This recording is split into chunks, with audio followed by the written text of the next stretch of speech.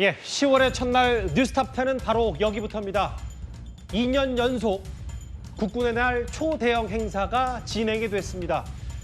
저희가 하나하나 본격적인 여러 핵심 내용들을 살펴보기 전에요. 일단 먼저 조금 전에 끝이 난 시가행진, 서울 도심의 시가행진부터 살펴봐야 할 것 같습니다. 이곳 채널A 스튜디오 바로 앞에서 탱크를 포함한 여러 핵심 전력 340대와 도보부대 5,000명이 이 광화문 한복판 서울 도심에 총집결했는데요. 바로 이 장면입니다. 예, 오늘 이곳 동아미디어센터, 그러니까 채널A 스튜디오 주변에 꽤 수많은 시민들이 몰렸습니다. 2년 연속, 이게 40년 만이라고 하더라고요. 2년 연속으로 초대형 국군의 날 기념 시가 행진이 펼쳐졌기 때문인데요. 저 자막 그대로입니다. 전두환 정권 이후 무려 40년 만에 연이어서 작년에 이어 올해도 도심 행진이 진행이 됐습니다. 시민들의 모습, 많은 인파가 몰렸고요. 본격적인 내용은 이렇습니다. 보시는 그대로 F-16 편대가 서울 상공을 저렇게 마치 하나의 무리를 지어서 비상하는 모습도 이채로웠고요. 굉음, 실제로 현장에 나가보면 엄청난 소리와 함께 발진하는 모습이 눈에 띄었습니다. 또 다른 장면들도 좀 있고요. 여러 장면들을 하나하나 만나볼 텐데, 다음은 우리가 자랑하는 핵심 전력 중에는 하나인 LSM, 장거리 지대공 탄도탄 다층 방어용 미사일이죠. 우리나라가 독자적으로 개발 중인, 내년 개발이 마무리되는데 일단 오늘 도심 행진의 주요 핵심 전력으로 등장을 했습니다. 자, 하나하나 만나볼 텐데 먼저 정다진 교수님. 작년에 비해 오늘이 좀 더 짜임새 있는 시가 행진이었다고 봐도 되는 겁니까? 예, 그렇습니다. 오늘은 무엇보다도 가장 중요한 기상, 날씨가 많이 도와준 것 같아요. 예. 작년 같은 경우는 사실 10월 1일은 아니고 9월 26일 날 행사를 했는데 예. 전날 저녁부터 비가 많이 왔습니다. 그래서 그 당일 날까지 그 비가 많이 오게 되면 특히 그 공중 전력들 있지 않습니까? 공중 전력들이 사실은 그 시가 행진을 한다거나 동원되기가 굉장히 좀 힘들어지죠. 그래서 작년에는 상당 부분 좀 취소가 되고 좀 많이 축소된 거에 비해서 올해는 지금 보신 바대로 굉장히 많은 이제 고종익 회전이 포함해가지고 이렇게 예. 많은 항공기들이 동원된 국군의 날 행사가 있었나 싶을 정도로 굉장히 많은 이제 그 공중 자산들이 선보인 날이었고요. 예. 가장 좋아진 게 기상입니다. 기상이 맞아요. 가장 좋아가지고 어쨌든 오후에 행사를 아주 짜임새 있게 아주 크게 할 수 있었고, 그리고 무엇보다도 작년에는 지금 현무가 굉장히 많이 언급이 되고 있는데 현무 중량이 2톤짜리가 나왔습니다. 예. 올해는 그거 4배에 달하는 현무5 이제 8톤의 이제 탄두를 가진 아주 이제 그 괴물 그 가장 큰, 아마 지구상에서 지금 가장 큰 이제 그 탄도 이제 무사일 있을 텐데요. 그 현무5가 지금 모습을 드러냈다는 게 올해 국군의 날 그 기념식에서는 가장 좀 눈에 띄는 점이라고 할 수 있겠습니다. 지금 저 보면 조금 전 시가 행진을 마칠 때 거의 한 340대의 우리 군 장비, 탱크 장비가 오늘 도심 행진에 동원이 됐고, 도보부대 5,000명, 오와 열을 맞춰 군 장비들이 속속 저렇게 집결하는 모습, 바로 저희 채널A 스튜디오 코앞입니다. 저렇게 엄청난 소리와 함께 여러 핵심 전력들이 총출동했는데, 저희가 구체적인 부분을 하나하나 만나보기로 하고, 뭐 이런 부분일 거예요, 김근식 교수님. 사실 밤사이에 비가 제법 내렸고, 오늘 아침까지만 해도 기온이 급격히 떨어지고 추워졌고, 구름도 좀 먹구름도 있었기 때문에 오늘 국군의 날 행사에 대한 여러 가지 좀 우려들도 있었는데, 취임 첫 때 한 번 문재인 정부는 이제 가수공연으로 대체했다면 2년 연속으로 윤석열 정부가 진행한 국군의 날 행사, 왜냐하면 제가 날씨 얘기도 한 이유가 시작 전부터 정치권에서 이 행사 자체를 두고 갑론을박이 좀 있었거든요. 사실 이러한 큰 행사, 특히 시가행진까지 준비를 하려면 오랫동안 정말 군에서 준비하는 분들은 많은 노력을 기울여야 됩니다. 예. 그 과정에서 이러저러한 좀 크고 작은 사고가 있을 수 있고요. 그래서 아마 전두환 정부 이후로 정부 취임 이후에 2년 연속 국군의 날 맞이해서 시가행진을 벌인 건 처음이라고 하는 만큼 작년에 이와 비슷한 행사를 했었고, 오늘 또 이번에 행사를 준비하기 때문에 그러한 이례적인 행사 연속 개최에 대해서 야권과 일부 그 정치권에서는 좀 비판하는 사람도 있었습니다. 예. 그러나 그것은 이러한 큰 행사를 준비하는 과정에서 있을 수 있는 일들이고요. 예. 오늘 저도 보니까 이 스튜디오 오면서 광화문을 지나오고 예. 또 아침에 집에서 성남 그 서울공항에서 치러졌던 이 그 퍼레이드를 보니까 예. 그 지금 정치 상황이 아무리 복잡하고 뭐 비판적이라 하더라도 우리 대한민국 국군의 힘과 그다음에 국력, 그다음에 우리의 자랑스러움 이걸 느끼기는 충분했다고 생각이 듭니다. 예. 특히나 저 이 광화문을 지나면서 저 우렁차고 힘찬 군인분들이 시가행진을 하고 그것을 보려고 전국 각지에서 온 대부분 보니까 아이들을 대동한 부모님들이었어요. 맞아요. 정말 아이들과 함께 손에 손잡고 와서 보고 있었고 예. 오면서 보니까 또 굉장히 경쾌하고 유쾌하고 이 격동시키는 군악대 음악이 계속 흘러나왔습니다. 맞습니다. 그래서 군악대의 경쾌한 음악, 그다음에 우리 국민들의 자랑스러운 모습, 예. 그다음에 아이들 손잡고 온 우리 국민들의 이 관심 예. 이런 것들이 삼박자가 되면서 아까 우리 정 박사가 이야기한 것처럼 날씨가 너무 좋았고 오전에는 조금 흐렸습니다만 지금 광화문에 시가행진할 때는 날씨가 너무 선선하고 햇살도 쫙 비추고요. 너무 좋았습니다. 그래서 예. 그러한 것들이 이번에 2년 연속 국군의 날 시가행진을 하는 이번 행사만큼은 하늘이 도운 것이다. 그리고 이에 대해서는 왈가왈부 비판을 하기보다는 대한민국의 국군이 얼마나 소중하고 강력하고 위력적인가를 특히나 지금 남북관계에서 북한과의 대화 협상 또 북한과의 대화를 통한 협상을 통한 북핵 문제 해결은 불가능하다는 것으로 다 현실적으로 인지하고 있기 때문에 네.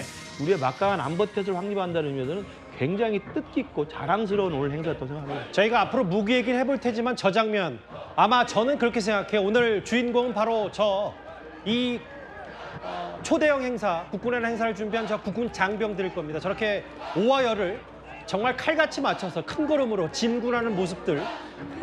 오늘 정말 수많은 시민들이 저희 채널의 스튜디오 주변 광화문에 집결을 했는데 무엇보다 준비하느라 고생 많으셨고요. 그만큼 시민들이 정말 많은 감화를 느끼고 좋은 기운을 받아갔을 거라고 생각이 됩니다. 지금 보면 여러 특수부대 혹은 본인들의 부대 깃발을 들고 군악대를 포함해서 여기 보면 국군 수사, 공군 수사본부 뭐 이런 것들도 좀 저희 나와 있는데 시가행진이었습니다. 주인공부터 먼저 만나봤다면 핵심은 오늘 이걸 것 같습니다. 두 가지. 땅에는 현무 5, 현무 5. 한반도에 유사시 대북 선제 타격에 쓰일 우리 군이 자랑하는 무기들이 총출동됐고 여기 특히 글쎄요 이걸 뭐 참조 출연이라고 해야 될까요? 미국의 죽음의 백조 B-1B 전략폭격기도 오늘 한반도 서울 상공을 수놓았는데요. 먼저 오늘 시가 행진 때는 공개되지 않았던 대중에게 최초로 공개된 우리 핵심 전력 현무 5부터 먼저 만나보겠습니다.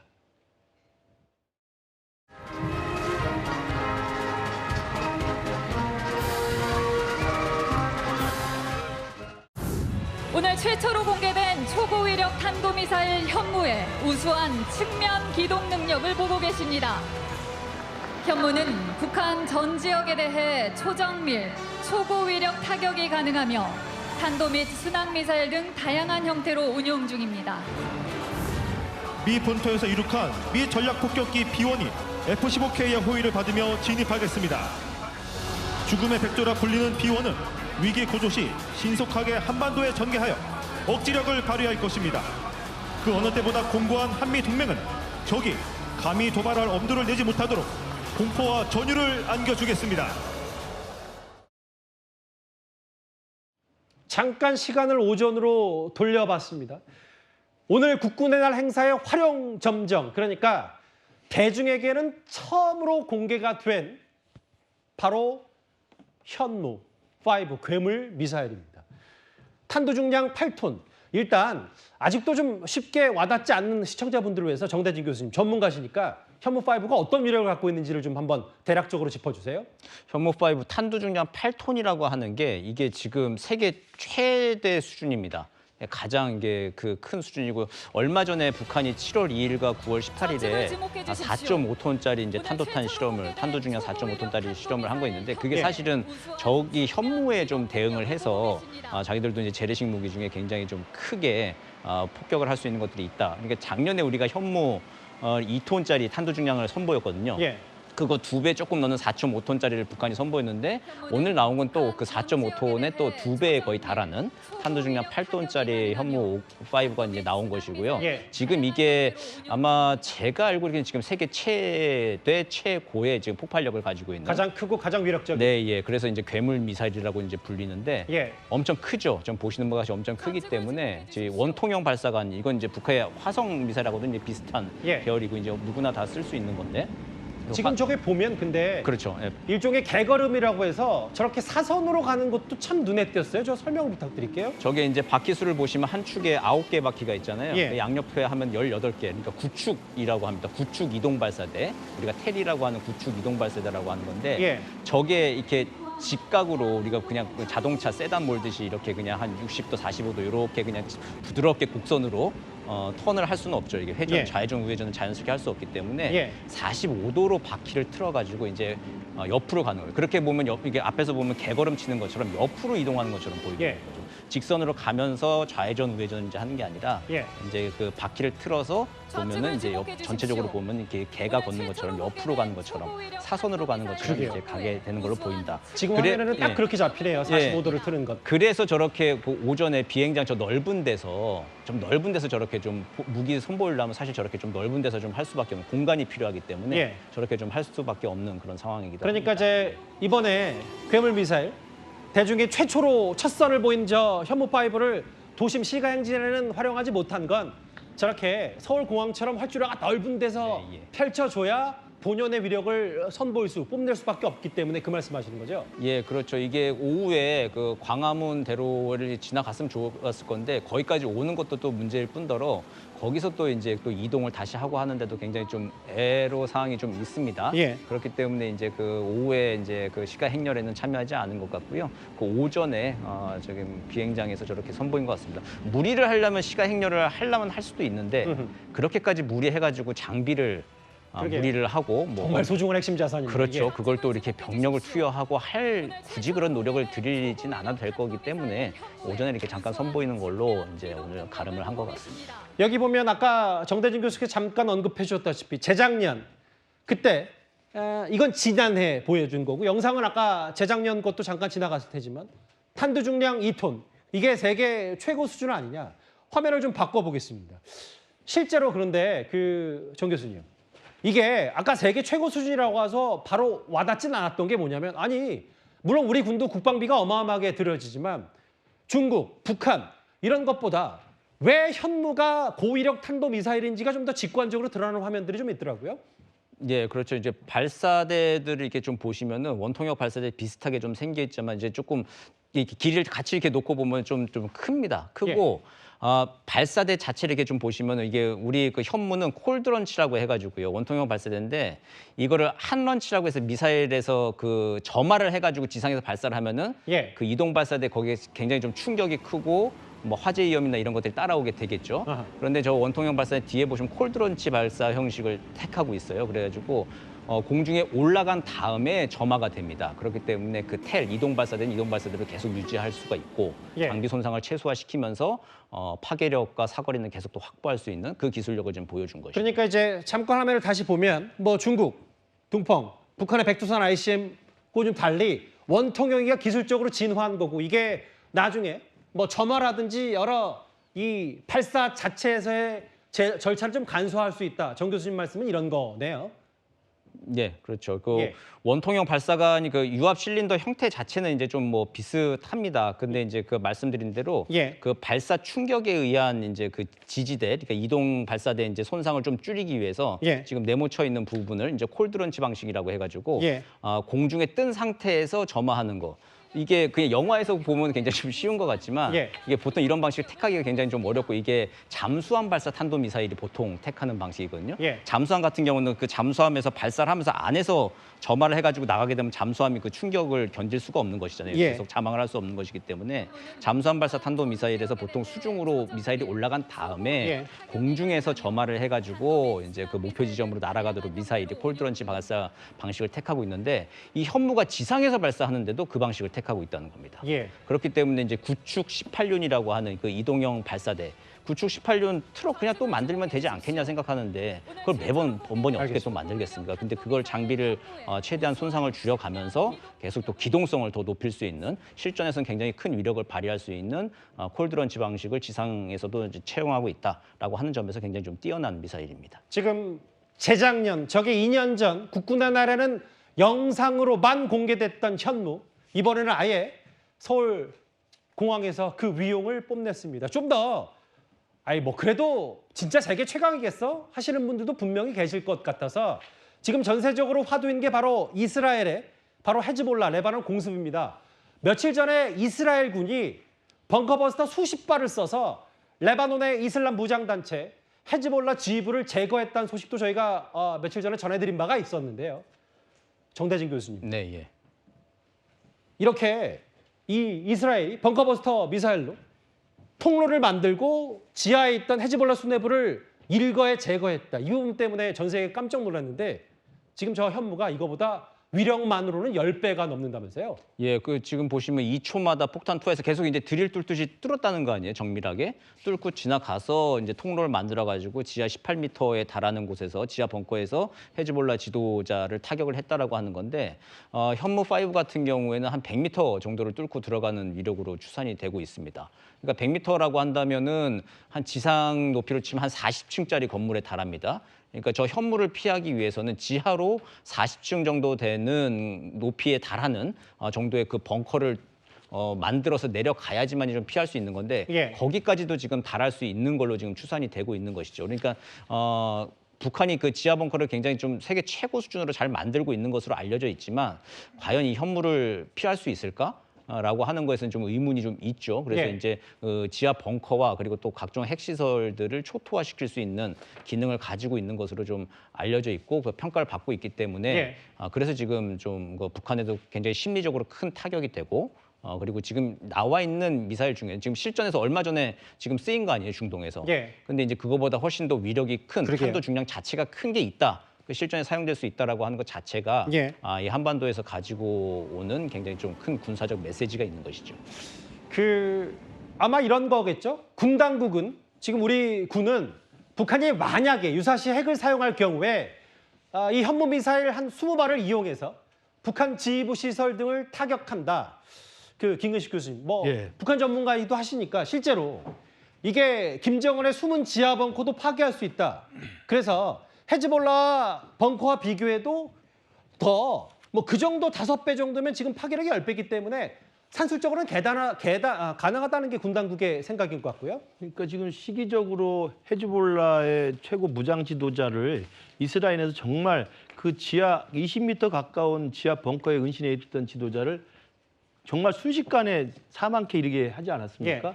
그런 내용은 뭐냐면 수직으로 내려와서 그 지하 20m 이상을 뚫고 들어가서 그 미사일이 결국 내려가서 지하에 은신해 있는 사람들을 사망할 수 있다는 거거든요. 예.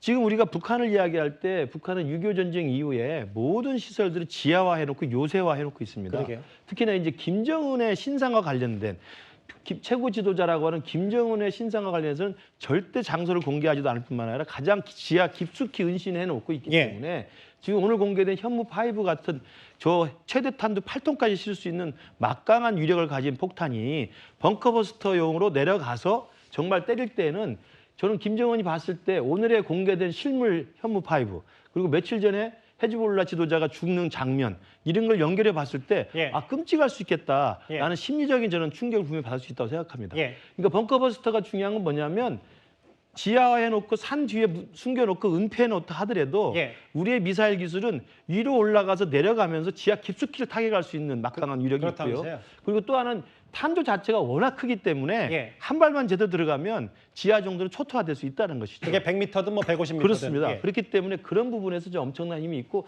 아까 그 둥펑도 비교를 하고 북한 미사일도 비교를 했습니다만 원통형의 텔 이동식 발사대를 하면은 이게 지금은 그냥 탄두의 중량이 센 겁니다만 핵을 실을 수도 있는 잠재력을 갖고 있는 거예요. 예. 그러니까 핵탄두를 실제로 실어서 이게 콜드런치 방식으로 쏠 수 있다고 생각을 하면 언제든지 기술이 가능하기 때문에 북한으로서는 정말 이번에 이 실물 공개와 헤즈볼라 사건에 연관시켜 봤을 때 예. 굉장히 큰 충격에 빠졌을 거라고 생각합니다. 오늘 저희가 어렵게 모신 분이 있어요. 저 탈북민 출신의 이제 국민의힘 초선 박충건 의원 자리하셨는데 실제로 보셨잖아요. 오늘 저 국군의 날 행사를. 네, 오늘 제가 국군의 날 기념식 행사 서울공항에서 열렸을 때 예. 이제 실제로 직관을 했습니다. 직접. 직관한 바로는 지금 계속해서 말씀하시지만 예. 현무 5가 정말 우리 대한민국 국군의 그리고 오늘 국군의 날 기념식의 활용 정점 정말 하이라이트를 찍었다라고 저는 보고 있고요. 예. 정말 저 현장에서 직관한 바로는 거의 ICBM에 준하는 급이었다라고 북한에. 보여지고요. 예. 실제로 보시면은 바퀴가 9축이지 않습니까? 예. 한쪽만 9개. 그런데 북한의 13,000km를 날아가는 화성 14형이 그것의 발사 차량의 바퀴가 8축입니다. 예. 그러니까 규모로는 발사 차량의 규모로는 우리의 현무 5가 훨씬 더 크다라는 얘기죠. 네. 그 현장에서 직접 보셨다고 하니까 네. 그리고 사실 북에 계셨을 때도 네. 북한 열병식 뭐 수차례 방송이든 뭐든 현장에서 보셨는지는 저는 모르겠습니다만 네. 이 북한의 열병식과 단순 비교하는 게 어떨진 모르겠지만 네. 가장 먼저 어떤 생각이 드셨나요? 제가 그 기념식 행사를 직관하면서 느꼈던 것은 예. 소감은 정말 가슴이 뜨거워지고 웅장해지고 정말 우리 군이 든든하다라는 예. 생각이 들었습니다. 제가 북한의 무기 체계들, 제가 대학교를 북한의 김정은 국방종합대학교를 졸업하면서 예. 북한의 무기 개발과 그리고 그쪽 국방과학연구소도 주변에 있었기 때문에 네. 그들의 어떤 성능이나 수준 이런 것들을 소상히 알고 있지 않습니까? 예. 그럼에도 불구하고 너무나도 든든하다라는 생각이 들었고 예. 그리고 북한의 열병식은 우리가 규모로만 봤을 때는 우리 군의 열병식, 우리 군의 이 시가 행진보다 규모로는 좀 더 크죠. 그러나 그것은 겉으로만 보기에 화려한 속빈 강정에 불과하다. 제가 계속해서 여러 매체에서 말씀을 드렸지만 북한의 미사일은 정확도가 아주 많이 떨어집니다. 정확도가. 예, 여기가 지금 이제 광화문이면 예. 여기에 미사일을 만약에 쏜다 그러면 그 미사일이 어디 마포 떨어질 수도 있고 예. 영등포에 날아갈 수도 있는 정도의 정확도밖에 안 된다라고. 뭐 이건 가정입니다. 갑자기 끔찍한 생각이 들어서 말씀하십시오. 가정입니다. 예. 그래도 그렇다고 해서 위험하지 않다라는 얘기는 아니고요. 예. 그러나 우리나라의 현무 미사일들은 우리나라의 양궁 선수들처럼 X10을 씁니다. 현무 5도 그 정도의 정확도가 나올 것으로 예상이 되고 있고요. 예. 그렇기 때문에 비록 우리나라의 우리 군의 시가 행진이 규모로는 작지만 정말 알차고 정말 명품 무기들, 우리나라의 삼축 체계를 대표하는 모든 신형 무기 체계들과 유무인 복합 전투 무기 체계들까지 다 보여준 킬체이네요. 아주 예. 훌륭한 시가 행진이었다라고 말씀드립니다. 그러니까 아까 북한 열병식 화면도 잠깐 지나갔는데 뭐 저기는 뭐 전년도 열병식 끝나면 바로 또 열병식 준비한다고 들어서 네. 그만큼 시간과 규모는 우리보다 더 초대형 행사일 수 있겠습니다만 네. 내실 부분에서는 큰 차이가 있다는 게 이제 박충건 의원 더 전문가시니까 한번 질문을 드려봤어요. 그렇습니다.